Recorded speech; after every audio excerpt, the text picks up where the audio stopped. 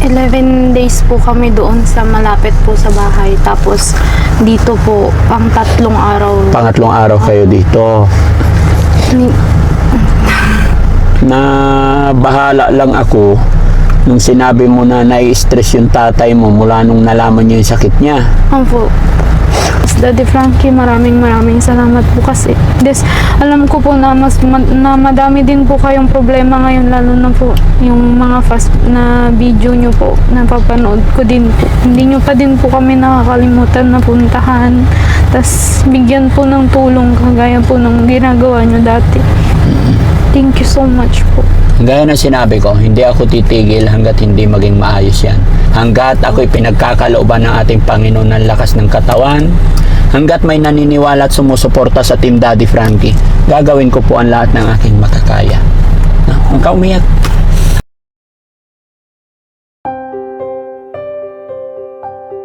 Gaya na aking sinabi mga kababayan, ako'y magpapasalamat sa lahat ng ating mga kababayan, mga kabarangay, na walang sawang sumusuporta sa Team Daddy Frankie.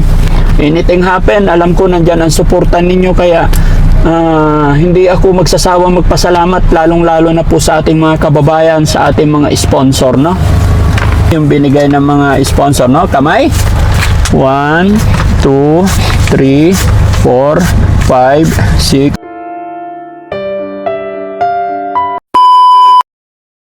At mga kababayan, kagabi po nag-message sa atin si Ate Laika. Nagsabi po siya ng problema po niya na mula nung nanggaling yung tatay niya sa Maynila, na yung second check-up niya, hanggang sa naiuwi natin yung tatay niya at nalaman daw po ni Tatay Rudolph yung kanyang problema. Mula daw nung araw na yon, nung nalaman ni Tatay Rudolph ang problema niya, medyo bugnutin, mainitin ang ulo, parang nai-stress or namumroblema daw siya sa nalaman niyang sakit niya. At nalaman ko rin kay Ate Laika na nandito po siya sa Bulingit po, pagamutan, bahay pagamutan. Hindi pa rin sila nakakauwi mula noon hanggang ngayon. So magto 2 weeks na po sila rito. And then nagsabi rin siya na in-adjust po nila yung binyag ng anak niya, instead na 14 o 15, 15, na-adjust daw po ng sa pitsa 30 na. So yun, medyo emotionally na pag-usap, nangingi ng tulong, kaya pupuntahan natin mga kababayan, kausapin natin personally, dahil may nag-message po na nagbigay po ng tulong pinansyal. Sino yung nagbigay? Dian Vidal Balin. Ha? Dian Balin. Dian Balin. Dian Balin. Ayan, nagpadala po siya ng 3,000. Kagabi lang po ito mga kababayan. Sakto-sakto na nagplano akong papasyalan sila. Siya rin naman dumating tong tulong pinansyal para po kay galing kay Dian Balin. Bigay siya ng 3,000. Para kay Laika 1,000, 2,000 para sa tatay ni Ate Dangdang. So after namin dito mga kababayan, saka diretso rin kami kay Tatay Rudolph para ibigay po ito. Kaya muli po, Ma'am Dian Balin, maraming salamat po sa tulong pinansyal pinaabot ninyo sa pamilyang ito. At kausapin natin para dagdagan na rin natin mga kababayan, kasi alam nyo naman napakalaki pong problema ng pinagdadaanan ng pamilyang ito. Kaya sama-sama po tayo mga kababayan, hanggat kaya natin, tulungan natin sila, no? So diretso tayo sa video, papasok tayo. Tawagan ko na lang.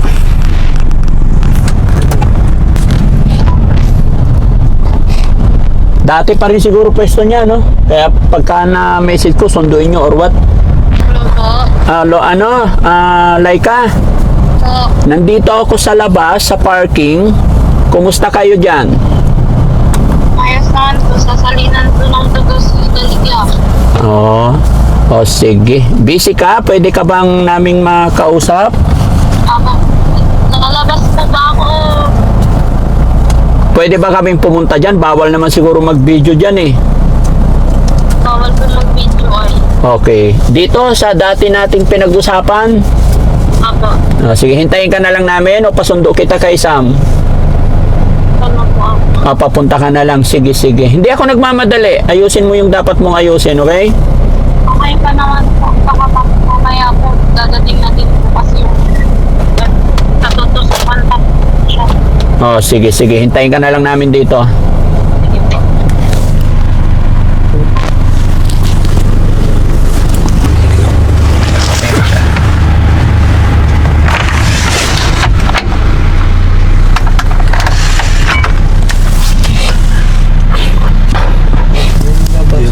Ayaw niya.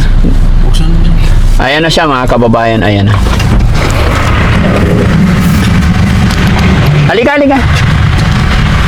Huwag kang mag-alala. Hindi kami nangunguha ng bata. Pasok ka. Kasi hindi pwede sa labas mga kababayan. Dito ka po. Ayan. Ay, sobrang init. Morning ka sa'yo, ate. Idikit ko to sa'yo. Ha? Para hindi ano.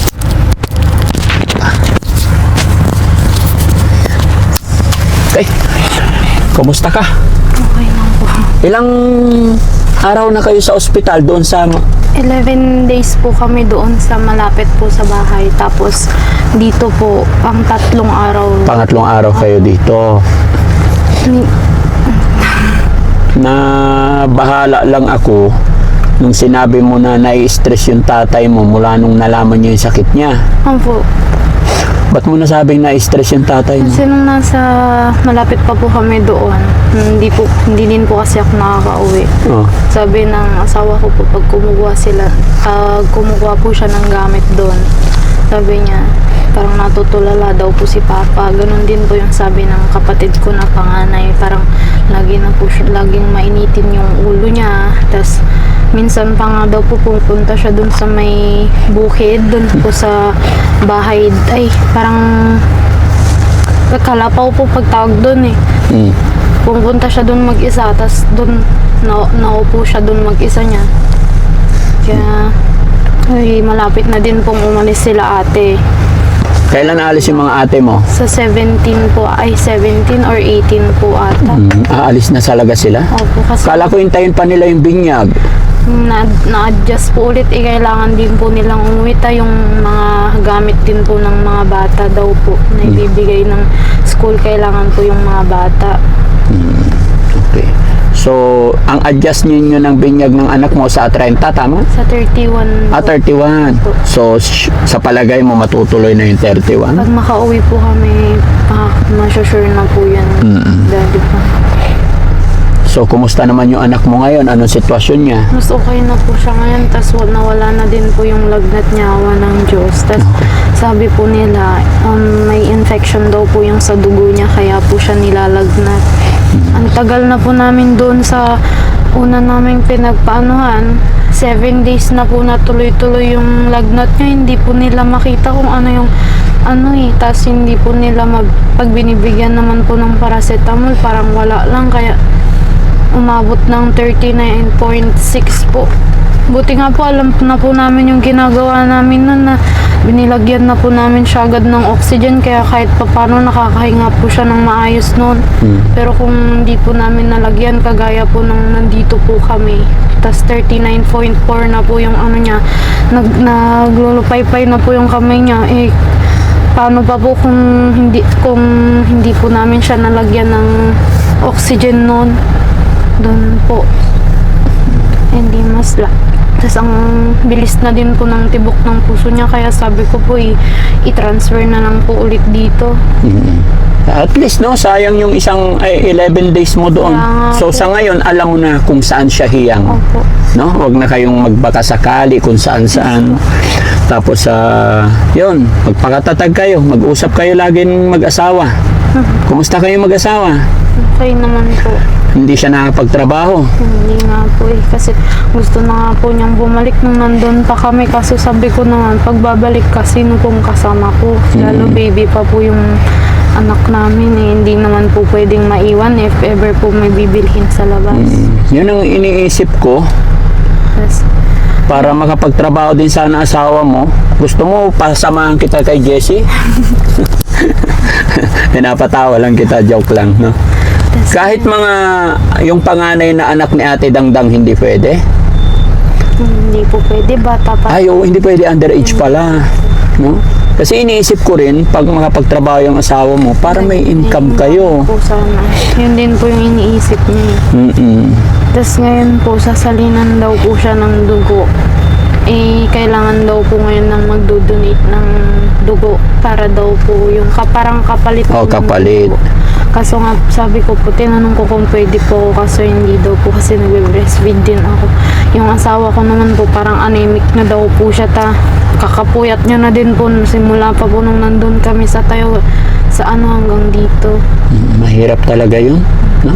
Mahirap talaga magbantay. Basta laban lang kayo, pakatatag lang kayo. At ngayon, gagawan ko ng paraan, mapuntahan din si tatay para makausap ko siya, para lumakas ang loob niya. Baka nalulungkot lang yun. Kaya nga po. Iniisip niya kasi kayo, apo niya, anak niya, kayo. Tapos iniisip niya yung gastusin. Sabi ko naman sa kanya, huwag siyang mag-isip sa gastusin, kaya hanggat kaya ko, nandyan ako. Sabi, kaya nga po, natuwa ako nung kayo po yung nag-aya sa kanya na magpa-check up, na sumunod po siya. Nung kami po kasi ilang beses na po namin sinasabi na magpa-check up siya, ayaw niya talaga. Kasi nga po, sa kanya ko din po kasi nakakuha yung takot na magpa-check up. Parang takot na talagang malaman yung sakit niya eh. Ganun po siya eh. Kaya nung nalaman niya, ganun naman na po siya. Okay lang, huwag kayong matakot. Na? Laban lang. Basta tuloy-tuloy lang. Nag-worried lang ako. Kasi syempre, sa inyong pamilya, kay tatay din ako, kumbaga parang nagtitiwala, naniniwala. Kay Tatay Rodolph ako naniniwala at nagtitiwala na magabayan kayo. Kasi siya na lang yung magulang nyo. Kaya nga ginagawa ko yung paraan para magabayan ang inyong ama. So ipag-pray lang natin na malagpasan ninyo ang lahat ng ito, no? Kahit natatawa nga po si ate kasi dati naman po hindi napapagalitan yung panganay namin, pero nung nagpapainom daw po siya ng gamot sa papa, nung pinapainom daw po ng gamot si papa, parang napagalitan daw po siya ni papa. Unawain nyo na lang, ganun talaga ang taong may sakit, lalo na't matanda na.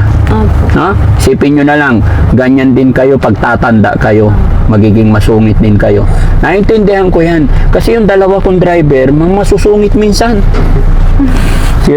Si Rizky, si Jessie, matatanda na yan, mga senior na yan. No? Oo. So, kumusta kayo dito sa ospital? Kilala na kayo dito? Sabi nga po kayo na naman. Sabi nga po nila yung ang hirap na niya pong hanapan ng tutusukang ugat kasi nga po parang na ilang beses na din po kasi siyang nakuha na tusukan doon sa una po namin pinuntahan. Ang hirap na daw po. Nakailan po sila is nung unang tusok po, grabe po yung maga ng kamay niya nung pagtusok po, kala po namin okay na kasi tumutulo naman po. Pero nung madaling araw, pagka-check po namin, magang-maga na yung sa kamay hindi niya. na pumasok. Hindi na po pumasok. Tas Nilipat ulit. Opo, nilipat po. Pero ang mula umaga hanggang tanghali pa po nalagyan. Kasi nga po, 3 beses trinay, hindi pa din po nila nahanapan. Tapos trinay po ulit kasi nga po nilalagnat. Kailangan niya pong yung paracetamol na ito. Kaya pag natusukan, huwag tatanggalin hanggat hindi nagklaro. Kasi once na nahanap at tinanggal, mahirap na hanapin ulit yon. No? Kumbaga, alam ng mga doktor yan. Kumbaga, may mga idea lang ako, kaya nang sinabi ko. Kumbaga, dinaanan na rin namin yan. No? May mga idea na. Okay? Kuya Rizky, Tay, Lo, pairam yung listahan. Tulungan natin itong mga to. Na? Gaya na aking sinabi mga kababayan, ako'y magpapasalamat sa lahat ng ating mga kababayan, mga kabarangay, na walang sawang sumusuporta sa Team Daddy Frankie. Anything happen, alam ko nandyan ang suporta ninyo, kaya hindi ako magsasawang magpasalamat, lalong-lalo na po sa ating mga kababayan, sa ating mga sponsor, no? Kaya sa araw na ito, Ate Laika, nakaraan, ito, si Nelly Rabina Cassis, nagbigay po siya ng 2,000, no? Para kay Charmaine at Laika. Yun ang sabi niya. And then, kay Jenny Aguilos Pale, Basil Jen, nagbigay sila ng 9,000 para kay Ate Dangdang at baby ni Ate Laika. So, sa yung nakaraan na punta ko, nagbigay din ako doon. Napanood mo naman siguro para kay Dangdang at saka kay Tatay Rodolph. So tingin ko may mga panggastos pa naman sila. Pero pupunta pa rin ako doon after nito. Kaya binabasa ko lang yung sinasabi ng mga sponsor. Bahala na po ko yung mag-usap, magkakapatid. No? So 2,000 galing kay Nelly Ribina. And then 9,000 galing kay Jenny Aguilos Pale Basil Jen. 9,000 at saka kay Diane Balin, nagbigay po siya ng 3,000 pero 1K para kay Ate Laika, 2,000 para kay tatay ni Dangdang. So ang ibibigay ko sa iyo is 1K lang na galing kay Dayan, no? Dahil pupunta rin naman ako, susundin ko lang yung sinabi ng sponsor natin na 2K para kay tatay, no? So total is, magkano total? 12,000. 12,000. Bakit? 1, 10, 12. 12 nga. No? Okay? Ate Laika, bibigay ko to sa'yo, yung binigay ng mga sponsor, no? Kamay? 1, 2, 3, 4, 5, 6, 7, 8, 9, 10, 11, 12, 13, 14, 15, 16, 17, 18, 19, 20, 21, 22, 23, 24. Galing po yan sa ating mga sponsor, ha? Alam ko malaki ang iyong pangailangan, magbibigay din si Daddy Frankie ng 5,000. Okay. Thank you so much po. Nung binigay niyo po sa amin, grabe po yung tinitipid po talaga namin siya ngayon kasi nga po, yun nga po, gagastusin pa po namin siya sa binyag. Kaya nagpapasalamat po ako sa mga sponsors na nagbigay po nung ano na yun. Kasi yung binyag po nagaganapin para kay baby. Biglaan talaga kasi nga po. Lagi na po yung sakit, yung pagkakasakit niya. Gusto po namin magbaka sakali na sa basbas po ng simbahan is maging okay po yung ano niya. Yes. Kalusugan po niya. Kaya biglaan po talaga yung pagplano namin. Kaya nga po na nagpagawa na po kami. Akala po namin kasi 2 weeks, in 2 weeks po doon makakalabas na po kami. Kaso nga hindi po siya pinapalabas. Kaya wala na-adjust po namin yung date po nung mga pinagawa po namin nasa 17 po. Tas kaya thank you so much po sa mga sponsors. Tas lalo na po sa inyo, Daddy Frankie, sa mga tulong po ninyo sa amin. Okay lang yun. Laban lang. Maintindihan nila tayo sa pag-adjust natin about sa sitwasyon, kalagayan ng inyong anak. No? Lagi ka lang magpapasalamat sa mga taong tumutulong at higit sa lahat kay God. No? Huwag kang mawalan ng pag-asa bilang ina, magpakatatag ka, mag-usap kayo mag-asawa. The more na nagkakaroon kayo ng problema, the more din na tumatatag yung samahan ninyo para sa inyong anak, para sa iyong mga kapatid, para kay Tatay Rudolph. Diba? Yung ibang tao nga, hindi nagsasawa, sumuporta, tumulong sa atin. Tayo pa kaya na mas kailangan ng ating pamilya. No? Basta ang hangad lang ng Team Daddy Frankie, makatulong, magabayan kayo, mga kababayan, mga kabarangay. Muli po ako'y magpapasalamat. Una sa ating Diyos Ama na talagang walang sawang gumagawa ng paraan. Walang sawa ang ating Panginoon na gumawa ng mga tao, mga instrumento para matulungan ang pamilya ni Ate Laika. Kaya maraming salamat po, lalong-lalo na sa sponsors natin today, kay Nelly Ribina, kay Jenny Aguilos, Pale Basil Jen, at saka kay Diane Balin. Nawa po ay bless pa kayo ni Lord, na sana po hindi kayo magsawa tumulong, no? Tilay, masasabi mo sa mga sponsor natin? Pasalamatan natin sila. Maraming salamat po sa mga patuloy pong nagsusuporta at sumusuporta kay Ate Dangdang, sa baby ko po. Sa mga binibigay niyo pong blessings, sigad na lang po ang balang magbalik po sa inyo noon. Tas Daddy Frankie, maraming salamat po kasi alam ko po na madami din po kayong problema ngayon, lalo na po yung mga fast na video niyo po napapanood ko din po. Hindi niyo pa din po kami nakakalimutan na puntahan, tas bigyan po ng tulong kagaya po ng ginagawa niyo dati. Thank you so much po. Gaya na sinabi ko, hindi ako titigil hanggat hindi maging maayos yan. Hanggat ako'y pinagkakalooban ng ating Panginoon ng lakas ng katawan, hanggat may naniniwala at sumusuporta sa Team Daddy Frankie, gagawin ko po ang lahat ng aking makakaya. Huwag ka umiyak. Papagod na rin ako sa kakaiyak no? Parang naubos na din po yung luha ko kakaiyak dyan sa kakatusok sa kanya. Doon pa lang po sa una naming pinuntahan Kumusta naman ang tulog ninyo diyan? Mas okay po yung tulog po namin dito kaysa doon sa una, kasi doon po Masikip talaga. Malapit po kasi sa nurse station dapat si Dalia para daw po pag may emergency ma-rescue agad. Tapos yung tulugan po namin yung parang mahabang lang po. Ganyan po siya kanipis. Tas yung lawak niya po hanggang ganyan lang po. Kaya tiyaga talaga po doon. Tas ang init po talaga. Okay. Kaya kung maaari nga, nasa upuan na lang po natutulog yung asawa ko. Sige, laban lang ha. Huwag niyo pababayaan din yung sarili niyo. Nag-lunch na ba kayo? Hindi pa. Nagla-lunch po lang. Saan kayo bumibili pagkain niyo? Sa labas po. Yung binibigay po na rasyon dito, tapos dinadagdagan na lang po niya ng kanin or...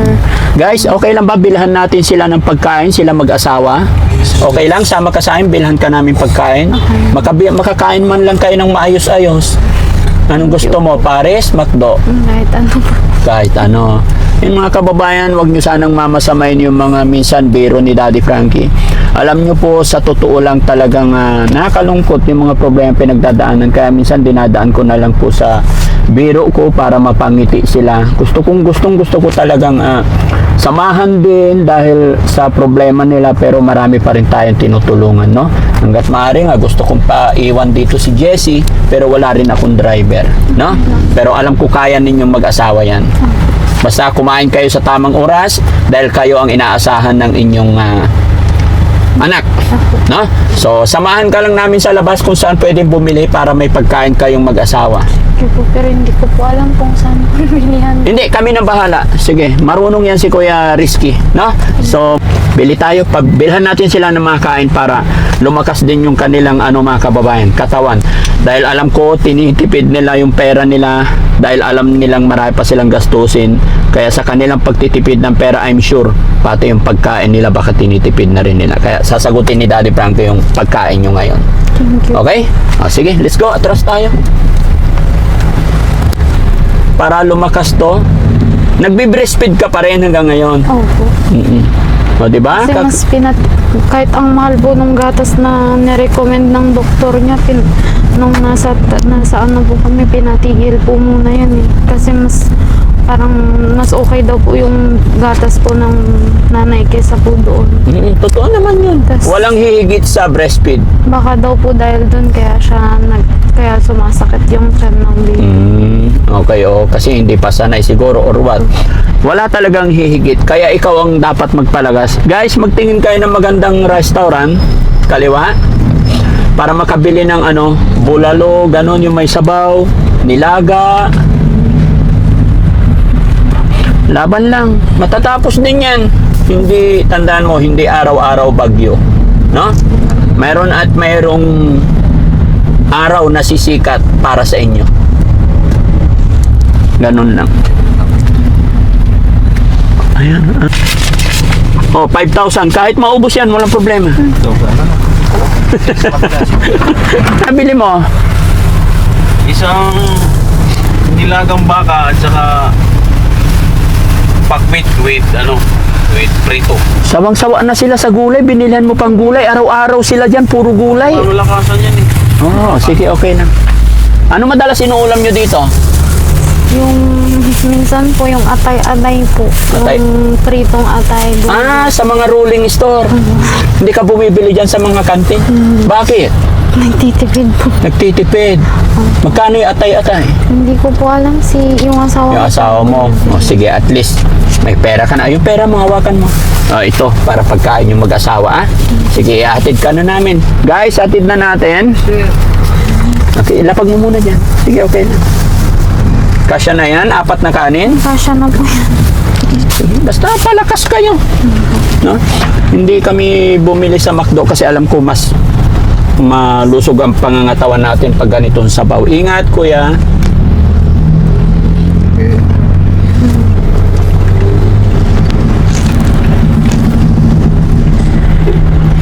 Nakakaraos din ang lahat ng yan. Ha? Alam ko yung pinagdadaanan ninyo. Dinaanan ko yan talagang hindi ka makatulog sa kakaisip sa anak mo. Okay, so dito ka na? Opo. Gusto ko pong magpasalamat unang-una po sa Panginoon. Pangalawa po kay Daddy Frankie po kasi nga po kung hindi po dahil sa kanya, hindi po matutulungan si Ate Dangdang, lalo na po kay Papa ngayon kasi nga po ganun nga po yung nararamdaman niya. Kaya gusto ko po magpasalamat sa inyo, Daddy Frankie, lalo po nung na-hospital po ulit yung baby ko. Alam ko po na meron pa po yung pera na binigay niyo sa amin. Kaya hindi kami natatakot na kung hospital man siya, may emergency man, hindi po kami natatakot na... Kumbaga malakas ang loob nyo kasi may pera kayong hawak. Opo. Unlike before. Yes po. Kasi nga po, dati po, hindi kami makapag-decide kung ipapa-confine po namin siya. Kaya ngayon, mas malakas po yung loob namin. Tapos, mas okay po na, sorry po. Sige lang. Okay lang. Gusto ko pong mag-thank you sa mga sumusuporta sa followers po ni Daddy Frankie. Una-una po sa mga sponsors, sa mga nanonood po ng videos nila. Sana po patuloy nyo din pong suportahan si Daddy Frankie. Kasi nga po, kung wala po kayo na tumutulong at nanonood, sumusubaybay po sa kanila, wala din pong mapagkukunan ng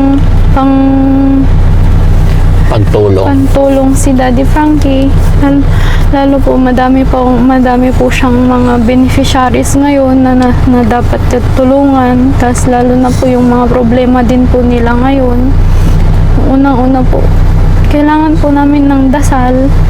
Oo, magdasal lang kayo, ha? Okay, sige. Muli po mga kababayan, maraming salamat po sa lahat ng mga taong tumutulong, sumusuporta sa pamilyang ito at sa lahat po ng sumusuporta sa Team Daddy Frankie. Luzon, Visayas, Mindanao, maraming salamat. Hanggang ngayon nandyan kayo. Mga kababayan natin OFW, mga kababayan natin nasa ibang bansa. Doble ingat po kayo mga kababayan, no?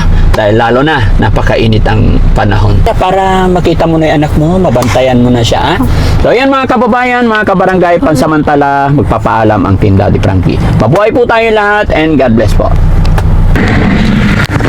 Thank you po. Oh, sige. Walang anuman. Ingat ka. Okay. Sige.